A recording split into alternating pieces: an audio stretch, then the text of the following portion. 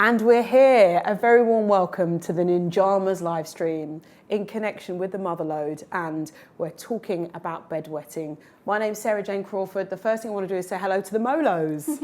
Kate Dyson, the founder of Motherload. Who are the Molos? Tell me, please. Oh, they are 111,000 women who come together every single day to discuss parenting and womanhood and how we navigate the motherload of motherhood. Can I be a Molo? Yeah, of course you can. Thank you. Of course you can. Thank you. And an honorary Molo. Yeah, absolutely. Yes, thank you. Yes. Kate, remind us of, who you are, what you do. Well, I am Kate Dyson. I'm the founder of the Motherload. I created the Motherload about 7 years ago now, just with 8 of my mates. And now we have this enormous community that I'm incredibly proud of. That is amazing. I didn't know you had 111,000. I knew there was 100,000, but yeah, that 111,000. 11. Listen, 11,000 is very, very important. Absolutely. And for a topic like this, bedwetting, it's to have that community where, yes, it's 111,000 people, which is enormous. It's like 2 football stadiums worth of people together, but it's still a safe space that you're creating. Absolutely. There's this lovely intimacy on the Motherload and a real sense of sharing, I think, and without judgment. It's so important as we navigate motherhood to have a space where you can explore topics like this that can be really tricky and know that the information you're getting back is safe and responsible, and there's great recommendations, but there's also really supportive peer advice as well. Oh, that's so key. So we're also joined by the lovely Dr. Ranj Singh. Hi. It's so nice to work with you on this. Thank you for having me. I'm so sorry about my voice. It's not because I've been shouting loads. It's because you're in demand. Everybody needs your opinion and your advice, and therefore you're out of words. Everyone at home who's watching, bear with me. I will do my best to get my words out. Well, I would love for you to just remind us of, what it is that you do best, what you specialise in, what you're passionate about. Yeah, so I'm an NHS paediatrician. I've worked in the NHS for the last 20 or so years. I specialise in the care of children and young people. And one of the things that we encounter quite a lot is toileting and bedwetting issues. And I guess from a medical perspective, a lot of people at home may not think, hang on a second, would you bother your doctor about this? Because is this something that all kids go through, don't they? Good point. So actually it's really common in the under 5s because they are potty and toilet training it, they are getting the hang of the process of it, they're getting hang of the signals and stuff like that. So it's much more common in the under 5s. But what people may not realise is that it can persist into older age groups, over the age of 5, which is when you really need to start thinking, actually, is this just a phase, or is this something that I need to talk to a healthcare professional about? And it's important to remember that if you've been trying the basic tips at home that you can access online or find out, if you've been trying those things, if you're scared that your child's got an underlying medical issue that's contributing to it, or if your child was previously dry for 6 months and now has started to wet the bed, it's really important, I think, in those sorts of situations, including if your child's got daytime wetting, that you should absolutely be speaking to a healthcare professional. And that's what we're there for. And this is actually something that I want to speak to the Molos about. We're going to be talking about 3 pillars of this discussion. So 3 things that I want to go over with regards to bedwetting today. The first one is shame and taboo. The second one is information and support around this topic. And the third one is children with additional needs. So starting at the top then, shame and taboo. It is a subject that fills a lot of people with dread in terms of talking about it. A lot of parents are reluctant to discuss it, children. It's something that I experienced as a child. And when I had a friend of a friend talk to me about this project, I said, actually, I remember I had an experience of this. And I called my mum to get some clarity because my vague memory was that it was either triggered or exacerbated by when my dad passed away when I was 7. But when I spoke to her on the phone, we chatted for about an hour, she actually said, no, that's when it stopped. And I thought that was really interesting. And it just reminded me that, as human beings, our bodies can do really interesting things. And as much as we can have a lot of, backed research information and evidence-backed, should I say, research, and we can find out stuff that can help us, which is very important that we're going to touch on, especially with you, Dr. Ranj. there is sometimes just uncontrollable variables when it comes to the human body that we will never understand, and it is the reason why we don't necessarily reach milestones when we should, and I use the word should, lightly, because I think it's so important to remember that all children are different, all human beings are different. Absolutely. And I think when it comes to bladder control or bladder health, there will always be maybe a time in your life from newborn through to old age where you'll have a vulnerability. So it's important that we use a bit of emotional intelligence, whilst also not giving ourselves as parents a hard time, because it isn't the easiest thing to navigate, which is why it's great to have this safe space. Absolutely. And I think, as parents, we really seek to protect our kids so much, don't we? We really just want the best for them. And we really worry through things like this when there's a concern that maybe they're not hitting that developmental milestone that they're supposed to hit. Is there something wrong? Is there something I'm not doing properly as a parent? Am I failing my child in some way? And I think this kind of taboo topic is really built up. There's this weird thing where we don't really want to talk about it. Is it because we don't want to let our kids down by revealing this secret in public? Is it because actually we're also really worried as parents ourselves that maybe we've not got our job properly, we don't know what we're doing? When actually the reality is we just all develop at different times, don't we? And that's the reason, I suppose, why there is a bit of a taboo, or one of the reasons why, is that I suppose as parents we sometimes feel that we're going to be judged for, like, there's something we're doing wrong. And it's so strange because rationally you know that there's so many things out of your control as a parent, but there's just this almost like insecurity that it's like, oh, and then when you bring comparison into it, and we need to be kind to each other as not just as parents, but as individuals, don't we? Where it's not about a competition of, because we really don't know what's going on behind anyone's closed door. And kind on ourselves. Give yourself a bit of a break. Parenting is really, really hard. I'm not going to even beat around the bush on that one. It's the hardest job we're ever going to have. You do not get a manual to tell you exactly how to do all of this stuff. And, when you find yourself in a bit of a dilemma like this, and you don't know where to go and seek the help, it's really easy to internalise that and to think, oh my God, is it because I didn't put them on the toilet early enough? Is it because I didn't potty train when they were like 18 months old? Is it because I didn't do elimination communication? Whatever, all of these things that we can end up feeling, and I think, having chats like this is really important to get rid of that stigma. And we've got some questions coming through from the Molos. Gillian from Bristol said, I've heard that children that wet the bed do it due to stress. Is it always due to times of change when children wet the bed? Well, as I would just mention, for me, when I had a massive change and huge grief that I experienced, it actually stopped. And we do know that there can be regressions, and developmental milestones might not be hit when there are times of, like, if they're starting new schools, if they're starting a new nursery setting, if, something has happened within the family. Isn't that right? Yeah, and just going back to that issue, first of all, of you talk about shame and taboo, 500,000 5 to 16-year-olds are dealing with bedwetting in the UK right now. So it's not an uncommon problem, but people don't want to talk about it. This survey that Ninjamas did said that 60% of 3 to 12-year-olds are embarrassed by it. 77% of 8 to 12-year-olds are embarrassed by this problem. And the majority of parents wish we talked about it more. The difficulty is that when a child's younger, you can almost forgive it because they're just getting the hang of things. As they get older and they start to become more aware of their toileting, and particularly of their accidents, it becomes distressing and embarrassing for them, and it has a wider impact on the whole family.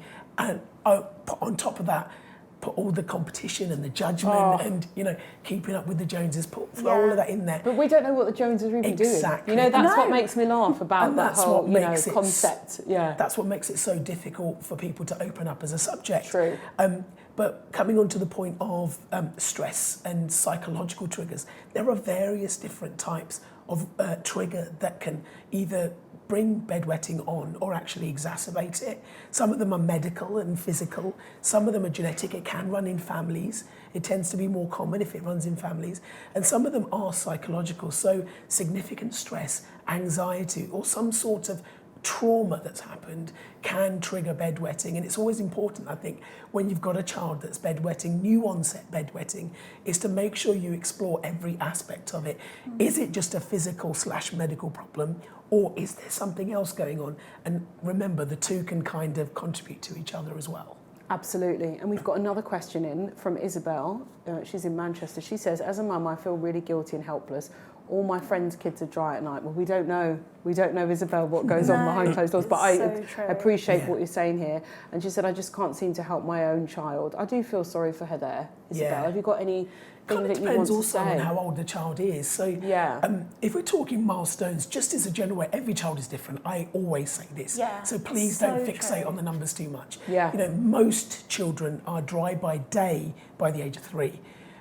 In terms of being dry by night, it can take a lot longer. Most children by 5, some take a little bit longer than that. So please don't fixate on my child has to have done this by this stage. It could just be that they're slightly later than their peers. And obviously it's a very individual circumstances thing. No child is the same. So it could be that your child has an underlying medical condition that predisposes them to it. It could be that there is something else going on in their life that needs to be addressed. Have they just started a brand new school, for instance? Are they struggling at home? Are they struggling at school? Is that what's precipitating it? Try not to compare yourself or your child to the children of others, because everyone's got their own situation. And like I said, it's not unusual for this to happen, but people won't tell you that it's happening. Yeah. So you think everybody else is dry. Yeah. And my child's the only one that isn't, and therefore I feel bad. But actually they won't tell you necessarily that they are going through or have gone through a similar thing. And, you know, under the topic of shame and taboo, before we move on to the next pillar of the conversation, you know, what are we saying to parents in terms of how children, well, let me rephrase that. Let's talk to the children for a moment. I know typically it's going to be parents listening to this, but even in terms of messaging to then pass back to children, in my experience, I think it's important to, and I know, like we touched on before we came live, it's important to acknowledge how hard it must be for parents in terms of the practical elements and of navigating bedwetting. I do think it's, so if you can find it within yourself to be just as emotionally intelligent as possible and support your kids and not bring shame to it and basically, you know, communicate that it's not their fault, because it isn't. I think that's so important. Do you have, I mean, obviously as a mother of 3, do you have anything to add to that, or just the experience of the platform in terms of how to help children in terms of them feeling shame? I think, first of all, we need to say it is really, really normal as a mom, as a parent, to feel frustrated or irritated or, you know, just really narked with the fact that yet again you've got another pile of washing, yet again you've got to strip the bed.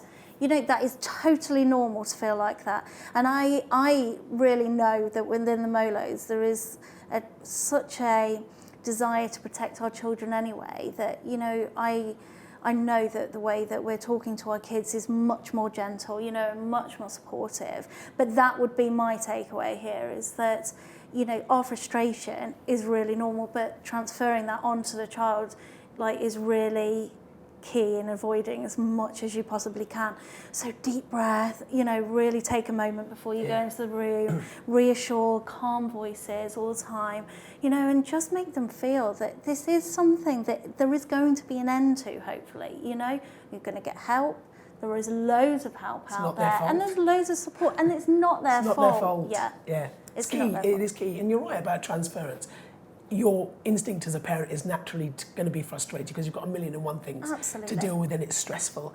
And your child will pick up on your stress. So actually your job as a parent, if you can, and it's not always easy, I completely accept this, is to try and reassure them that it is quite common, try and reassure them that it's not their fault, and especially reassure them that they can get through this. You know, try and reinforce those positive messages, if anything, for yourself. Yeah. And also it does help. Yeah, exactly. You do need it for yourself, don't you? But also, I think there's also the angle of parents who may feel bad for their children. And what would you say to those who might be tempted to want to not be pitying them, but almost transferring, not frustration, but like projecting more, I'm so sorry, are you okay? Because that sometimes isn't always the best way. What would you say would be a better way if a parent's actually more so struggling, less with frustration, but more so feeling sympathy for the child and worry that the child is going to be scarred by it all? Again, that's anxiety provoking. Right. So that's what you've got to be really careful, is not to go too far the other way. What you're trying to be is realistic, trying to be sensible and non-judgmental, no faults of anyone's. This is just something that happens and we're going to get through this. It's a bit more neutralised, because I think I'd end up probably, sometimes things have happened and I start to worry, about Summer or Bonnie, and then it's like projecting my anxiety about, oh my goodness, are they going to be okay in this area? Are they going to end up a worrier like me? Or the child may not actually be that distressed by it. Really that's the funny thing. They don't realise actually this is an issue. So be very, very careful, I think, to not almost push it into becoming an issue unless the child expresses themselves that actually this is bothering me.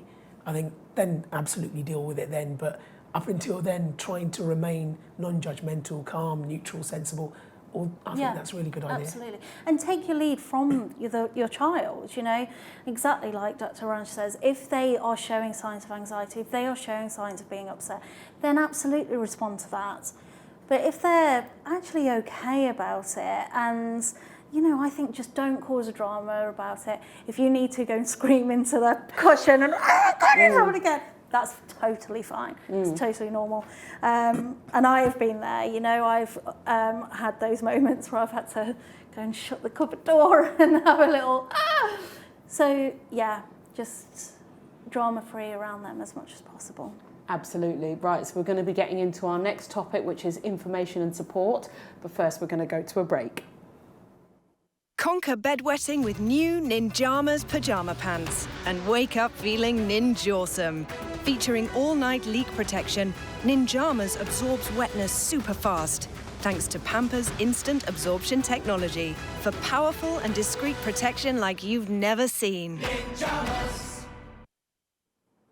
Welcome back to the Ninjamas live discussion in collaboration with the Motherload, where we're talking about bedwetting, a really important topic because it's not spoken about enough, is it, guys? No, not at all.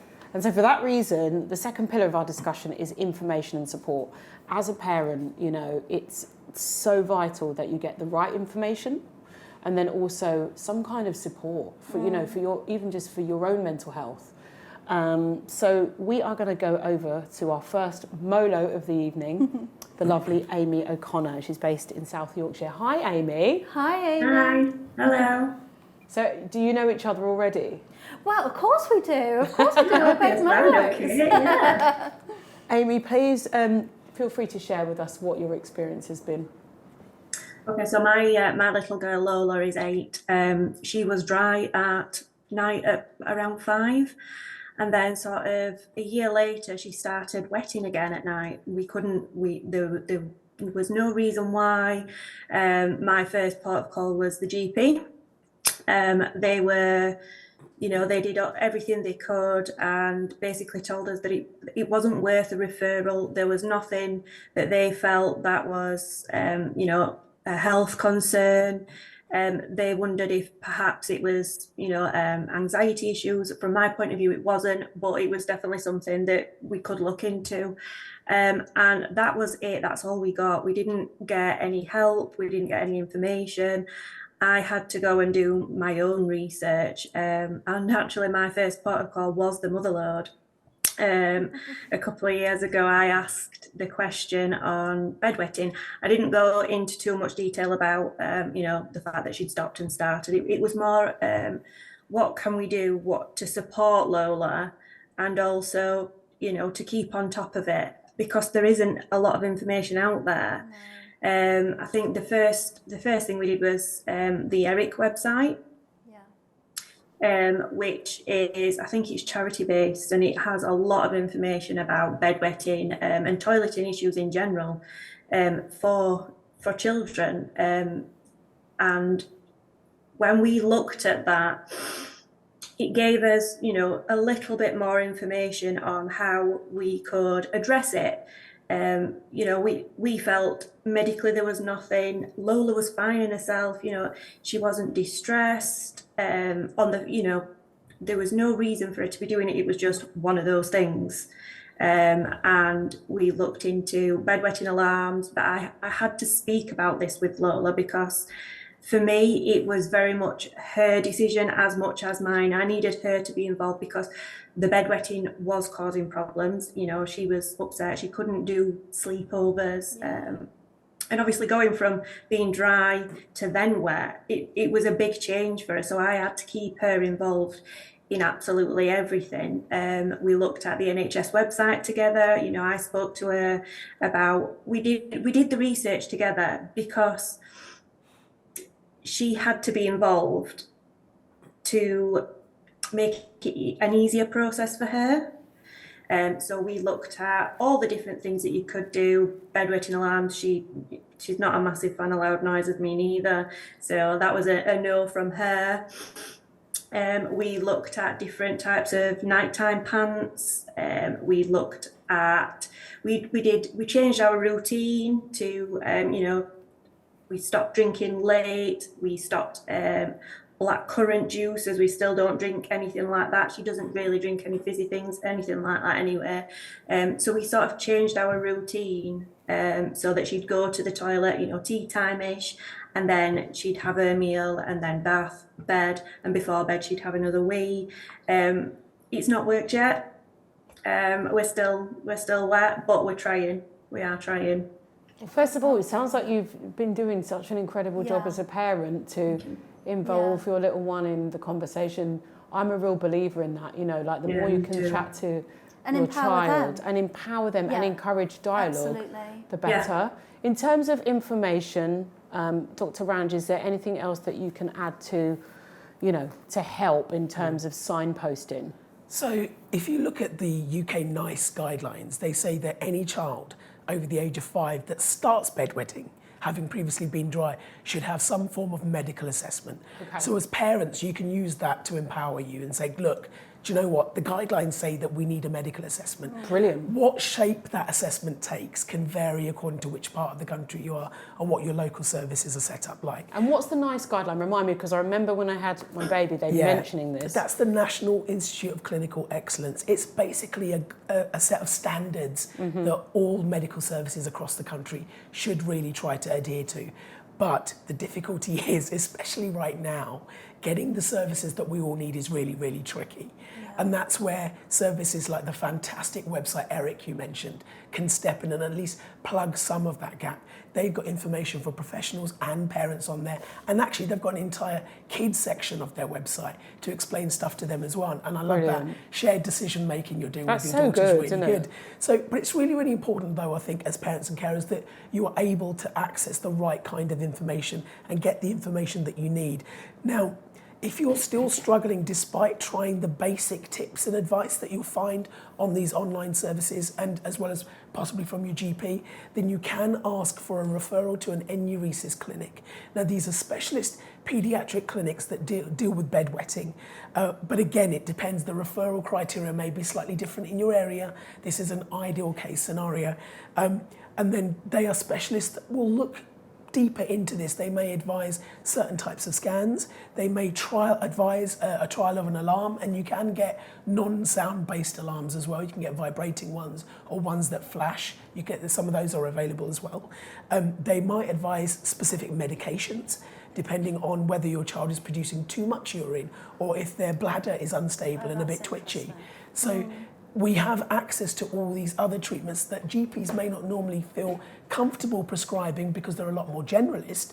But if you are struggling, particularly if it's getting later and later into the child's life, then asking for that referral sometimes can be helpful. I do have to caveat that by saying that there are waiting lists, sadly, for this sort of stuff. And it's unfortunate you may be on the list for a long time. But in the meantime, it's still important to do all of those other fantastic things that Amy's talked about. I think those things are still important. If you've got a referral, please don't stop doing all the basic stuff at home because all of that is going to help as well. That is such good information, because even for me now, thinking to myself, you know, just that knowledge of like knowing that if a child was dry and then they're wet again, now that's classed as something different. So you're going to your doctor armed with information that can actually give you the confidence. Because I think sometimes, I don't know about you guys, but sometimes we can lack confidence with even going to the doctor. We feel silly. Absolutely. We feel like they're going to turn us away. But if you have got, and not all doctors are created equally. They're not always wonderful as you. I wish that everyone had you as a doctor. But sometimes, and this is not to bash any doctors, sometimes you could have somebody that it may feel like you just don't click with them and they might feel dismissive. And if you're armed with that information, actually, these are the guidelines. Yeah. That's really empowering. What would you say? I think as well that white coat syndrome is a real thing. We really want to believe that what we're being told is the right thing. But Amy, in your case, you found that you came up against a brick wall. And hopefully now that if you can go back with the nice guidelines and explain that to your doctor and say, I really do want to now push for a referral because I'm doing everything I can at home and it's now time to take that next step. I think that would be and tell them that we the sent you best. as well. Say, look back at this live Say Dr. Ryan sent you. The good thing about the NICE guidelines is that they do have like a parent section as well. So they're aimed at professionals, but there's an explainer for parents on there too. So it's a bit more, I say, user-friendly version. Yes. And actually, because not everyone is, the same level of literacy, that not everyone speaks English. It can be really, really tricky even just to say the NICE guidelines, isn't it? Yeah. Is still a good thing for doctors to hear. Can I just ask, do you think GPs are very open to that? Because, I think if I went into my GP and said, the NICE guidelines I don't think they are all, though, are they? No, I think some are going to think, what? And then others. And it's a conversation that you have to broach sensitively, but similarly, the consultation should be broached sensitively by them as well. This is a difficult subject to discuss. Parents don't want to be at the GP surgery. They don't want to have to be dealing with this. Yeah. They've got 1,000,001 other things to do. So, so when I see somebody who comes into A&E, I think, gosh, this is bad enough for you to come to A&E, or you are unable to get help anywhere else, therefore you have come to A&E because of this. That's a good way of thinking about it. And then I automatically think, right, okay, now we need to sort this out. We need to get you whatever help that we are able to provide. But that's what enuresis clinics are there for, are for the cases where you are struggling and nothing else is working. And obviously that's why doctors are there, is to rule out any other underlying medical condition that might be there. Classic example being urine infections. That could, especially in girls, can be a reason that they start bedwetting. It could be the very first manifestation of something like type 1 diabetes. That's not, I would say, common, and especially you would have other symptoms in relation to that. But these are the sorts of things that we as doctors would be thinking about. Even constipation. If your child is constipated, their bladder is able to hold less urine and it puts pressure on the bladder, so they're more likely. That's so they're more interesting. likely to bedwet. So therefore dealing with and preventing and treating any constipation is really, really important. But yeah, all of this advice is on the ERIC website, and all the tips and things that you can try at home yourself is on there. But if it's not working, you need to be going back. You need to be going back to your GP. Just because you've been once, please don't think you can't go again. Go back and say, look, I've done everything you've told me. It's still not working. Please, is there anything else that we can do now? That's brilliant. And in terms of support, are there support groups, or just in terms of like helping people to discuss these things, or even just more general support groups where women can come together in a safe space? Do you know what? I think this is the power of the motherload. Amy said that that's where she went to for advice. And I think, just knowing that you've got a safe place to say, hey, listen, I've got this problem, or I've got this issue, or I've got this dilemma, and I really need some advice because I've exhausted everything that I think that I could try and know. And I think, hopefully, Amy, you found loads of responses to lots of support. Teed you up perfectly. You were like, there is support. I mean, obviously. But loads and loads of suggestions and tips to try, and hopefully that's helped you get to this point. And I would also just add on that, sometimes keeping a diary, if you haven't already, something that you can literally quite physically present to your GP that, look, this is what we've tried, this is when we tried, this is the result of what we've tried. That's actually brilliant, because it's evidence-based, isn't it? And I think that's what doctors, even if they're not the greatest with people, and of course they're amazing doctors, but sometimes it can just be a personality clash. If you go with information that's factual and it's, like So a often diary. the first thing we'll advise a parent or carer that comes in is, can you keep a diary, so that we get an idea of exactly the pattern of things. And even things like, are they wetting towards the start of the night, or are they wetting towards the latter part of the night? Is it a large volume, or is it lots of small volumes? That can trigger us to thinking what the underlying cause might be. And are there any other associated symptoms, obviously? And just from a patient point of view or a parent point of view, it's really clear to have an easier conversation when you've got something to refer to in front of you, and you can say, well, look, you know, over the last 2 months, 3 months, this is what's been happening. Because I don't know about you, but every time I go to the GP, my mind goes blank, and I start thinking, I don't know why I'm here either. It's the same with anything to do with development, the Yeah. body, or just like life. You know, the more you document stuff, the more you can refer Absolutely. back, is the more And it shows likely that that you pattern. can find trends. Exactly. Amy, has it been helpful? Yeah, really helpful. Thank you. Thanks so much for sharing so bravely and open and honestly. That's it. You're helping so many other mums. Yeah, absolutely. And dads. Yeah. I'm so sorry, mums and exactly. Thank you so much. I've Thanks, got a couple of Amy. questions before we move on to the next topic. So we've got Zara who says, is there any benefit to lifting children to the toilet? Yeah. And lifting is like a term used, isn't it? Yeah, so lifting is what we mean by waking your child up at night time and taking them to the toilet. Yeah, because they say here an hour or two after they've gone to bed. Yeah. My oldest wasn't dry at night until she was 8, and my youngest doesn't appear anywhere Yeah. near ready still at 6. So interesting, it's something that we used to advise. Yeah. Lifting was to wake your child up in the middle of the night or whatever time is advised and take them to the toilet and make them pass urine in the hope that they're then less likely to wet themselves. The problem with lifting, though, unfortunately, is that often the children aren't awake or fully awake, therefore they're not getting the right signals anyway.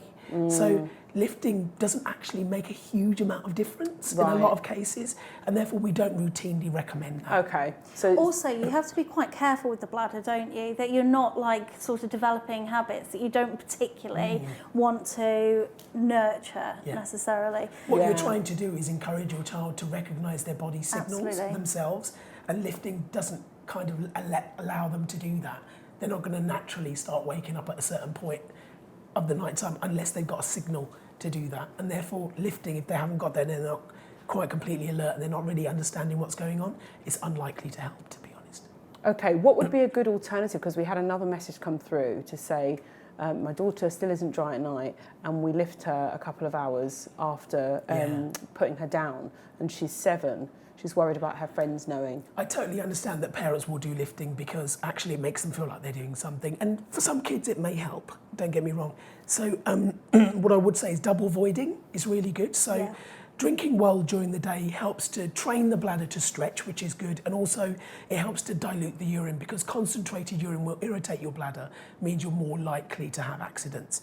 But don't drink too close to bedtime. So especially in that hour before you go to bed, try not to have large drinks. I would go to the toilet an hour before you go to bed and then go again right before you go to sleep, so that double voiding can help. If they naturally wake up during the night, encourage them to go and use the toilet rather than just stay in bed. But that counterbalances doing the lifting thing, because if they naturally wake up, they're alert and they're recognising, actually, now's a good time for me to go to the toilet. If that's not working, then trying something like an alarm, an enuresis alarm or a bedwetting alarm, could be a good thing. Now, I would normally advise speaking to a healthcare professional first, because it could be that the alarm just isn't suitable for your child. Alarms are there to... As we heard from Amy, Yes, it didn't exactly. work. Yeah. Either they don't like it or it doesn't work.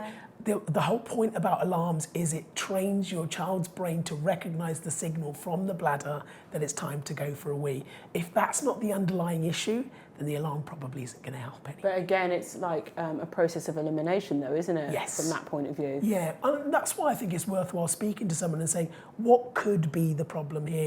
And then we'll go through the story, they'll go through your diary, they'll go through your symptoms and say, well, actually, I think this is a signal problem, or actually, I think your child is making too much urine at night time, and that could be because they're drinking too much, or because of a hormonal thing. So some children don't make enough of the hormone vasopressin, which naturally stops us making too much urine at night time. So because if you're asleep, ideally you don't want to be making lots and lots of urine because it's going to wake you up. Some children don't produce enough of that hormone, and they will do slightly later on in life, and therefore we may have to give them medication that replaces that. Okay, so when I've heard you touch on that before, and when we talked about this, you know, off camera, and you mentioned, you know, different things and sometimes medication, I was thinking, but how can medication help? But that makes total sense. That's one of them, yeah. Yeah. So to summarise, lifting isn't necessarily doesn't always help. It doesn't always help, and it's not necessarily recommended something anymore. that doctors advise that much anymore. Making sure that you're across the NICE guidelines and there's like a parent-friendly bit of information on there. And trying using tricks that, like double voiding is double really voiding. reducing liquids at night. And another really good tip that I've recently learned as an adult, because, you know, bladder issues aren't confined just to kids, is to have the correct posture on the toilet. So leaning forward, placing your feet or placing your children's feet. You know, when you're trying to get the last bit of wee out. Absolutely, absolutely. Making sure that your feet are flat, or in the case of kids, having a little stool in front of the toilet that they can lift their feet and have them, and they're firmly balanced. And then leaning forward, if they can put their arms onto their knees, it just gets their bladder into the right position so they can fully empty it. Because that can be an issue, can't it, when there's a bit of retention. Especially if they're constipated, you're more likely to retain urine. And if you're not emptying your bladder properly, one, you're more likely to have accidents because it's not empty, and two, it's more likely to develop something like a urine infection because you've got urine just kind of stagnating and hanging around. So again, that can cause bedwetting in itself. I just really feel like for this second pillar we have covered so much useful stuff that I really hope is helping you guys. So I think we should move on to the third and final topic, which is children with additional needs. Absolutely. Now, this is a really, really interesting one, you know, as a kind of like subcategory of the main topic of discussion, which is bedwetting. Kate, I know you see a lot of these sorts of conversations on the Motherload platform. What can you tell us? We definitely, I would say probably the majority of posts that we have about bedwetting are from parents with kids with additional needs. And I think it is often linked to different conditions, different needs, behavioural needs. There is a whole huge spectrum, isn't there, that, of dilemma, I guess, of how do you help a child who has additional needs when they might not understand at all what is happening to them, and explaining it. And, you know, the way that we were talking earlier about empowering children by sharing that information, that might not be appropriate in this case at all. And also, it might not be enough to say to your child, it's okay, there'll be an end. There might not be a definite end for a kid with additional needs. Exactly. That's a good point. So there's tweaks to be made, isn't there, Dr. Round, as well? Yeah, so as you quite rightly pointed out, when we talk about additional needs, we are talking about a massive range of different needs. Some will be neurological, some will be neurodevelopmental, some may be behavioural. And therefore, there is no one-size-fits-all approach for these special children. Often they're under specialist teams, and often if they've got continence problems, it could be part of their underlying condition, or it could be an additional thing on top of that. But what is known is that a lot of these kids need individualised input. So if you are already under a specialist team, it's really important to talk to them about it, because often they will have links to continence specialists. If your child goes to a special school, for example, they might have links to a continence nurse or a continence specialist that can help with these sorts of things and has expertise in this. But you can try all of the usual tips and tricks, absolutely. But just remember that because your child has additional needs, they may also need additional treatments as well. That's so useful. Thank you so much. Well, joining us now on the line is another member of the MOLO community, the lovely Kelly, based in Suffolk. Hi, Kelly. Hi, Kelly. Hi. You're going to talk to us today about your son, Noah, aren't you? Yeah, so Noah is 8.5. He is autistic and has ADHD. He also has a few other, issues. He is in mainstream school, but Noah has never been dry at night. So he's had ongoing continence issues since he was a baby, really. So we started out with diarrhea issues when he was a baby due to allergies. So he's dairy and gluten-free. Suspected celiac, but we've never gone forward with the tests because we felt they were too intrusive. So it's assumed he's celiac. Aside from that, he was still wet during the day up until he was 5.5. So he started school still wearing nappies. And the nighttime incontinence is ongoing. He's 8.5. We change his bed probably twice during the night. We triple layer his bedding so we don't have to strip the entire bed down, or hope we don't have to strip the entire bed down. We still haven't found anything he doesn't leak through. And that's we have incredible routines. We have to, he's autistic. We monitor very closely what he drinks because part of Noah's thing is that he doesn't recognise when he's thirsty. General signals just aren't there. So he has regular reminders. It's part of his plan within school that he has regular reminders on when to drink. And any basically juice is banned in our house. It's because he doesn't understand the difference between what he can and can't have, so we just don't do it at all. That aside, he, in a lot of ways, if you meet Noah, he's completely verbal, so he will have a very normal conversation with you. And because of that, a lot of people will miss perhaps the issues that he does have. Equally, I also run a support group for parents who have children with additional needs. And this is something that we come up against quite a lot, that children have these continence issues at night, and how best to access support in our area.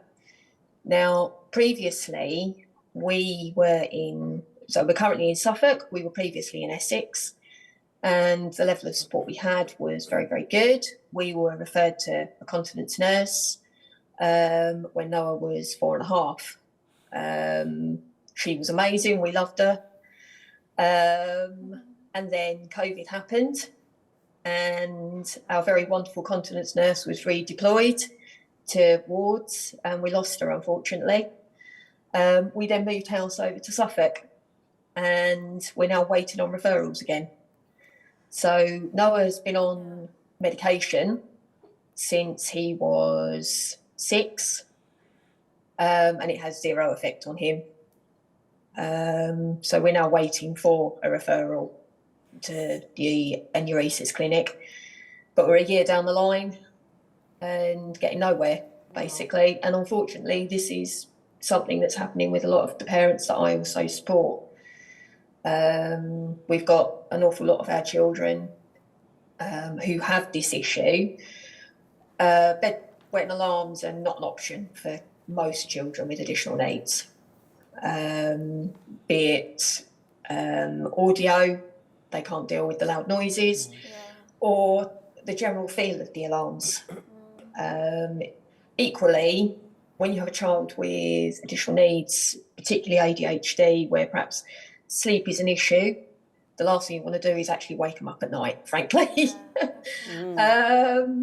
When you've got a child that maybe doesn't go to sleep till 1-2 o'clock in the morning, the last thing you want to do is be waking them up and breaking the routine. So you try to deal with it as best you can. That sounds really, really difficult, doesn't it? It's really... Where else can Kelly get advice? See, the tricky thing here is that Noah has got complex needs. You know, it's not going to be straightforward, and that's why I'm always saying that children with these extra needs need an individualised approach. And also, there's not going to be a one quick fix to this, sadly. And we see this quite a lot in children on the autistic spectrum. They often have continence issues that go with it as well. My nephew is now 7, and it took him a really long time to get dry by night. He's autistic as well. So it's something that we do recognise happens. Unfortunately, getting to the root of the problem and getting to a solution takes a really, really long time. And part of that is because services aren't available. Part of that is inherently these conditions are really tricky to unpick and work out and manage. Some of these children will naturally become more continent as they get older and get a bit more aware and they get used to knowing what to do, but that can take a very long time. And the hormones in their body develop. Yes, exactly. So as they become more and more self-sufficient and self-aware, you may find that with time it may get better by itself. But it could be that this is a problem for a very, very long time. It takes a long time to get your service involved, and it may take them a long time to sort it out as well. I don't know how much more we can be offered really at the moment in terms of services, because you've probably tried every service It sounds like that's you've available. exhausted everything. All the charities out there, you know, there's information and advice on it that you will already know about, such as the ERIC website. It's going to be very much a case of waiting for that specialist opinion, because to be honest, there's not really much more. And that's part of the issue, is that it's not that we don't have great resources out there, because we do. We just don't have enough of them. Yeah. And secondly, we need more specialist services. That's what we need. And that's unfortunately the case across a lot of the NHS. So it's cases like it's cases like this that really highlight the need.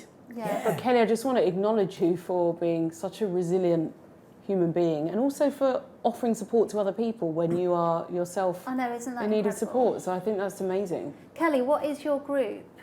Can you share that Okay, with us? so we are the ARC Parent Support Group. We're And you're on based in Facebook? Stanton in Suffolk, Yeah. but we reach out across Suffolk as best we can. I have parents that travel several miles as far. I mean, we're based near Bury St Edmunds, but we have parents that travel from Ipswich and places like RAF Honington, etc. Yeah. So yeah, they travel all over because there is a lack of support in the area. Yeah. So that's why I set this group up, so that we're there for parents. I think that's so important amazing to what have you've done. peer support, especially as a parent. It's really, you know, as we were saying before, it can be really frustrating when you're changing beds 2-3 times a night, you know, and needing to triple layer. That is a lot of washing, that's a lot of frustration to be dealing with, isn't it? And managing your own emotions is a really important part of supporting your child as well. Yeah. And having support for yourself is really key. But offering that for other people, well, I think you're amazing, so. Definitely. Thank you. Really inspiring, Kelly. Thanks so much for sharing. Thank you. It really does mean a lot. Wow. Well, it's definitely a very, very challenging and difficult topic, especially when you're thinking about, you know, tailoring for different needs. But it's something that I'm so glad that we've been discussing. I know. And I really hope that this whole conversation has helped many more caregivers, parents, get information, support, break taboos, and, you know, get a little bit more information as well about helping children with additional needs. I'm going to ask, just ask you guys to answer maybe a couple more questions if you can before we close. So Andrea said, do you think bedwetting is more common at an older age for children with additional needs? I find actually children with additional needs, the majority of them are unlikely to ever be dry. It starts from an early age and then it sort of just carries on. Yeah. I don't think it necessarily starts at a later age in this case. Obviously, it depends on the underlying issues here. For instance, if you've got a child who is prone to constipation, then they may have periods in their life where they are wet at night as well because of that. If you've got a child that's predisposed to getting urine infections because of their extra needs, for instance, they may have a physical disability, or they may have a condition like spina bifida, for example, then it could be that they start to wet the bed when they have an infection. But what I find with the majority of the kids I see with additional needs, often the ones that have neurological problems or they have disabilities, often, you know, their continence issues have been lifelong, and it's something that they've kind of learned to manage rather than learned to cure, as it were. Yeah. And lots of parents, I mean, interesting story about Noah there, that he hasn't found something, an underwear that works, and they're triple layering the bed. So Ninjamas have been designed to look like underwear. They're they're designed not to look like nappies, as it were. So for a child, it can feel a lot more, I suppose, normal and empowering and less embarrassing for them. And secondly, they are disposable, but they're made of a very absorbent material, and they've got certain seals in them that are designed to prevent leaks happening. So I'm hoping that when newer products come onto the market that are specifically tailored for older children, we're talking 4 to 12-year-olds for Ninjamas, they're specifically tailored towards older children. I'm hoping that they're also going to prove to be a bit more effective as well. Yeah, absolutely. Guys, this has been an incredible conversation. I just want to check, is there one more question that we have time for? Amazing. There is one more. So Natalie says, can these types of toileting issues be an indicator of additional needs? If you have a child who isn't diagnosed with additional needs but potentially may be good at masking, I do sometimes wonder with certain things my daughter does, and I know my nephew was classed as high-functioning autistic at 15, and it was a difficult process to work that out. Wow. So an early indication maybe, or potentially? not? I usually think you've got other clues of additional needs. It's not very common that the bedwetting then leads to a diagnosis. It's usually that the bedwetting happens in addition to everything else that is going on. And often, so many children with additional needs, we will see concurrent toileting issues. Important to remember, though, that additional needs like autistic spectrum disorders can run in families. That can be a familial thing, as can bedwetting as well. Yeah. So it could be that the bedwetting is part of the condition. It could be that it's a separate issue altogether. I think if you've got concerns that something else is going on, and it's not just a pure, simple bedwetting issue that you can manage, especially one that you can manage at home, that's when you definitely need to be speaking to a healthcare professional anyway and asking, do we need a further assessment? You may actually be able to access that through your child's school. Yeah. Some children's schools have quite good links with local health services. If not, then you could try someone like your GP. That's amazing and so useful. Thank you so much, guys. Thank you, Dr. Ranj. Thank you, Kate, as well, for hosting this incredible conversation. And thank you to the Molos for sticking with us because we slightly ran over, but I've thoroughly enjoyed this conversation. I know it's been a really important one, hasn't it? Such an eye-opener, especially as for my eldest daughter who is about to, go through the whole potty training thing, and who knows what may happen. At least I feel reassured that I have a place to, come Absolutely, for a safe space, and that also that there's a lot of information out there, and I'll be DMing you for more info anyway. So don't all start doing it. Exactly. A private line just for Dr. I know. I should really encourage that. But no, thank you so much for joining us. For more information, head to the Ninjamas website, and if you'd like any free samples as well, then we'll be putting a link on your screen after this. Have a great evening and a fabulous weekend, and we'll see you soon.